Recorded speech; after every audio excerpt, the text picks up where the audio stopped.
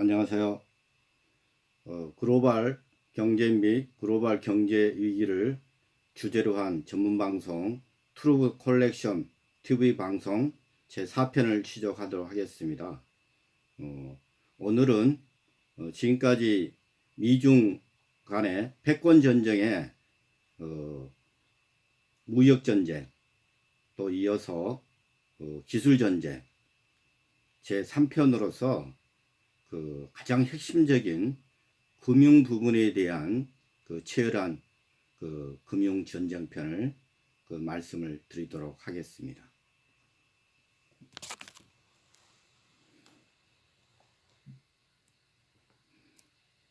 미중 간의 패권 전쟁 금융 부분입니다. 루키디레스 함정이라는 용어가 있습니다. 이 국가가 1위 국가 패권 국가와 치르는 전쟁. 그래서 과거 역사를 본다 그러면 미국은 언제나 미국의 GDP의 40%까지 오면은 전쟁을 선포해서 현재까지 이겨왔습니다. 1980년도 예를 든다 그러면은 대상은 일본과 소련이었습니다. 특히 1984년을 기초로 해서 일본은 제조업 분야에서 미국을 쫓아왔었고 거의 미국 GDP의 40%까지 육박하였습니다. 그렇지만 미국은 이러한 이 국가를 패권 전쟁을 통해서 구체적으로 말씀을 드리면은 무역 전쟁, 특히나 이 금융 전쟁으로서 일본을 환율을 통해서 일본을 전쟁에서 이겼던 사례가 있습니다. 그래서 일본 같은 경우는 니케이 지수가 현재 4만 5천에서 2만 1천으로 90년대, 2000년대, 2010년대를 거쳐 잊어버린 30년을 현재 거치고 있습니다. 최근에 와서 아베노믹스라는 양적 완화를 통해서 경제 위기를 극복을 하고 있지만은 근본적인 이 문제는 해결치 못한 채 잊어버린 30년을 겪고 있습니다. 더불어 소련은 미국과의 전쟁에서 군사적으로 큰 위협과 이념적 위협을 느낀 그 당시 소련의 3분의 2에 해당되는 수출의 오일 부분을 통해서 미국은 소련을 해체시켰습니다. 또한 미국도 이런 무역과 금융 전쟁을 통해서 자신도 크게 외상을 입었는데 1987년 블랙먼데이로 해서 주식이 약 50%까지 하락을 했던 경험이 있습니다. 그래서 대신 소련 공산주의 붕괴로 한국, 대만, 홍콩, 싱가포르이 그 당시에는 경제 성장을 이루었었고 대신 독일은 미국 우방으로까지 친근감을 가져 경제적 위상이 더 커진 역사적 경험을 가지고 있습니다. 그러면은 미중 간의 이러한 금융 전쟁을 통해서 중국은 과연 살아남을 수 있을까? 뭐 그런 부분이 이어서 설명을 드리도록 하겠습니다. 미국은 현재 아시다시피 자본시장을 크게 개방을 해라 라고 요구를 하고 있습니다. 그래서 미중 패권 전쟁의 핵심은 이 금융 부분에 있습니다. 우리나라가 2008년도 금융위기를 당했을 경우에 우리나라도 1990년도 이후에 본격적으로 시장을 개방하여 외환자본이 자유롭게 들어와서 결국은 자본 잠식 및 투자 확대가 이루어져서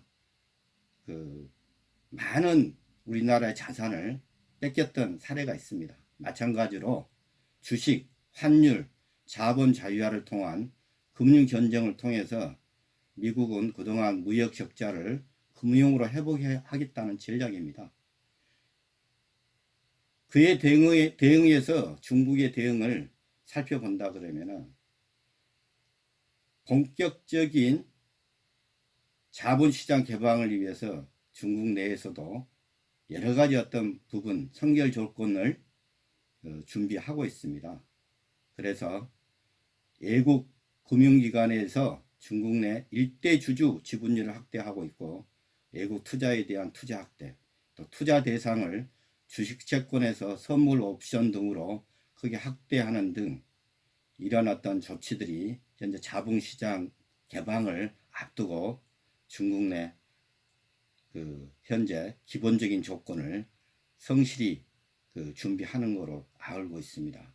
그에 반면 미국은 외환, 금리, 자본 자유화를 동시에 이루기를 압박하고 있고, 또한 환율 전정에 필요한 자율 변동 환율제를 요구를 하고 있습니다. 그래서 현재 달러 대 위안화가 한 6.5에서 한 7 정도에서 움직이고 있는데, 현재 저번에 1편에서 말씀드린 바와 같이 현재 미국은 중국을 현재 환율 위반한 국가로 현재 지정을 해서 여러 가지로 압박을 하고 있습니다. 그래서 중국 같은 케이스는 환율 유지 수용 가능성, 또 내수 중심으로 환율 정상화를 하기 위한 여러 가지 어떤 현재 대책을 강구를 하고 있습니다. 그래서 이런 환율 전쟁은 현재 미국이 중국에 대해서 현재 환율 조작국에 대한 환율 상계 관계 국가를 현재 검토 중에 있고, 위안화의 급격한 절하를 통해서 금융 전쟁을 통한 압박을 현재 가하고 있는 실정입니다. 그러면은 이어서 현재 중국의 자본 금융시장의 위상이 어느 정도 되는지를 살펴보도록 하겠습니다. 2019년 현재 세계 1000개 은행의 어떤 현재 위상을 찾아본다 그러면은 현재 약 한 10대 뱅크 중에 상위가 1위부터 한 상위가 전부 다 중국 은행입니다. 그래서 ICBC, 차이나 건설은행, 농업은행, 그다음에 뱅크 오브 차이나, 벌써 4개 정도가 현재 위상이 지금 탑을 현재 차지하고 있습니다. 또 그에 반면 세계 주식시장에 대한 시가총액 측면에서 찾아본다 그러면은 미국은 2005년 41%에서 36.6%로 시가총액이 떨어진 반면, 중국은 그에 반면 상대적으로 2005년 1.7%에서 10.92%로 크게 상승을 하고 있습니다. 또한 홍콩도 2.35%로 6.32%로 현재 상승을 했던 겁니다. 최근에 와서 홍콩 사태로 인해서 약간 주춤을 하고 있지만은, 이 중국과 홍콩을 같이 합친다 그러면은 세계 주식시장이나 시가총액이 미국 못지않게 크게 상승하고 있음을 알 수 있습니다. 또한 이러한 미중 간의 패권 전쟁에서 과연 이 중국이 살아남을 수 있을런지, 또한 여러 가지 미디어를 통해서 중국에 대한 금융위기설을 많이 이야기를 하고 있습니다. 그에 대한 부분을 본질적으로 한번 파악을 해 보도록 하겠습니다. 우리가 다독으로 이야기하자면 대마불사입니다.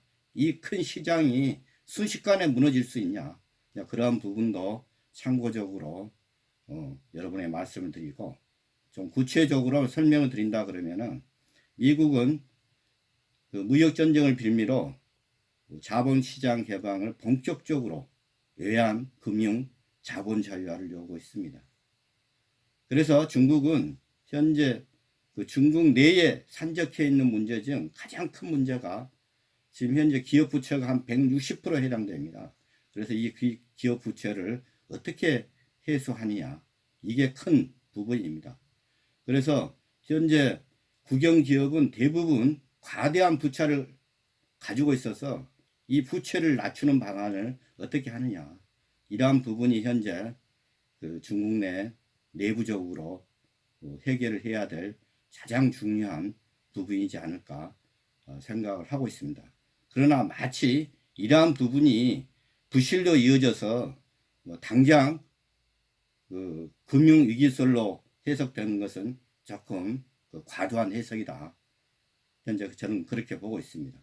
또한 국가적인 측면에서 국유 시스템 부실화 부분을 살펴본다 그러면은 2014년도 외환보유고가 3조 9천억 달러에서 현재 2018년도 하반 12월 달 기준으로 현재 약 한 3조 달러 정도 됩니다.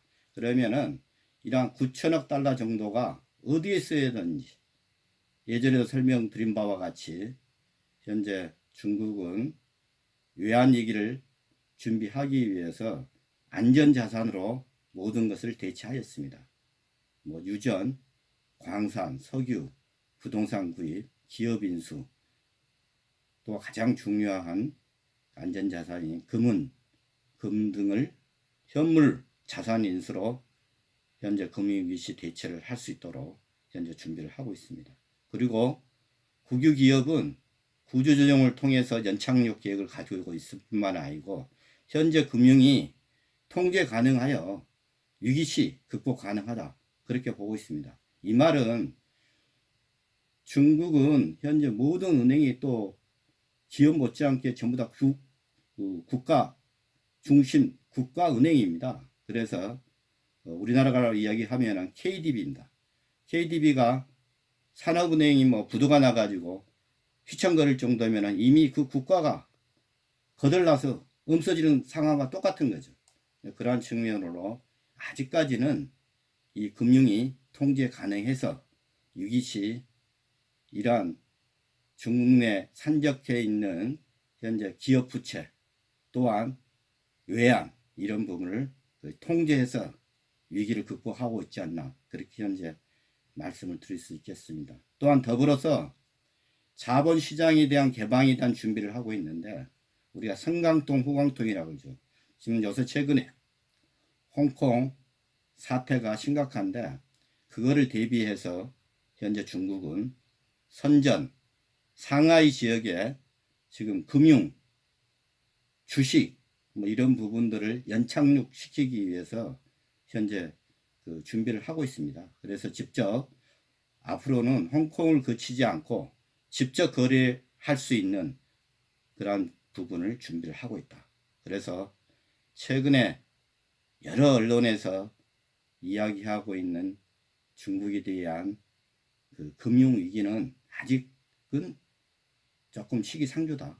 그래서 본격적인 금융전쟁이 이루어졌을 때 이 중국이 과연 미국과의 대립 속에서 어떻게 대처할 것인지 또 어떻게 그러한 부분을 극복할 것인지 이러한 부분을 유심히 더 정밀하게 관찰할 필요가 있다. 그렇게 보고 있습니다. 또한 제도와 어떤 영향력 측면에서 살펴본다 그러면은 미국 못지않게 최근 중국의 부상으로 세계 통화 금융 질서가 변화하고 있다. 그래서 과거에 달러 중심에서 이제는 달러, 유로, 위안의 삼국 구조로 현재 바뀌고 있다. 중국 금융의 영향력은 현재 세계 금융보다도 특히 아시아 금융시장에서 빠르게 확대되고 있습니다. 그래서 아시아의 어떤 중국화 1대1로 구상이죠. 그래서 여러 가지 어떤 중국이 금융 유한할 위시로 해서 1대1로 지원 및 확대 계획을 현재 확장을 하고 있습니다.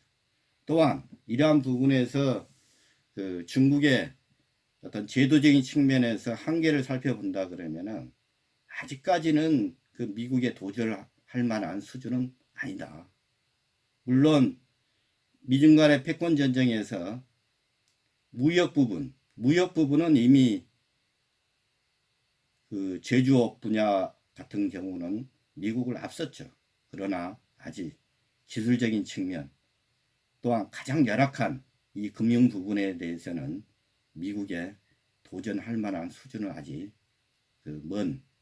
아직 낮은 단계에 있지 않나 그렇게 보고 있습니다.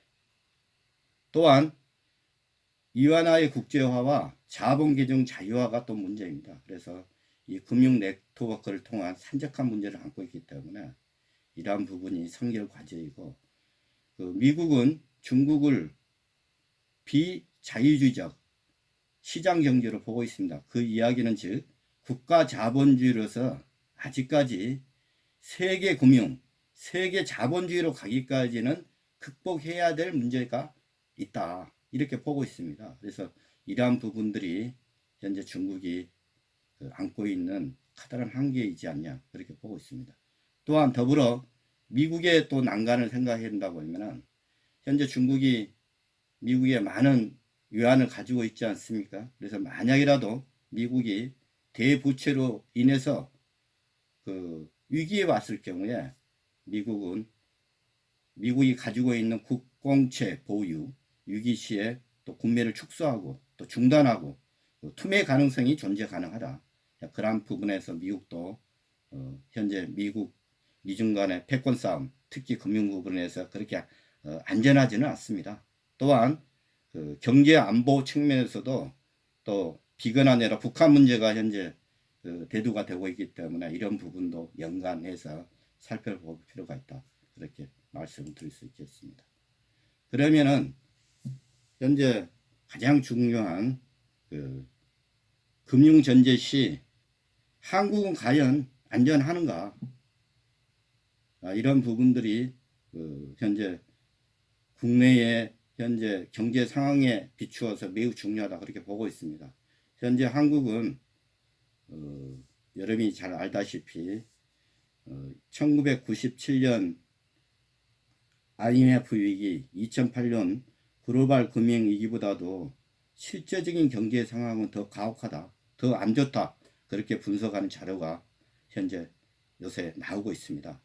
그래서 미중 간의 이 금융 전제 시 한국은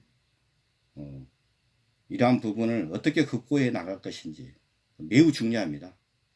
그래서 트럼프 행정부가 중국과 직접 통화 전제를 벌이는 대신 한국과 대만을 환율 조작의 희생양으로 삼을 가능성도 충분하다.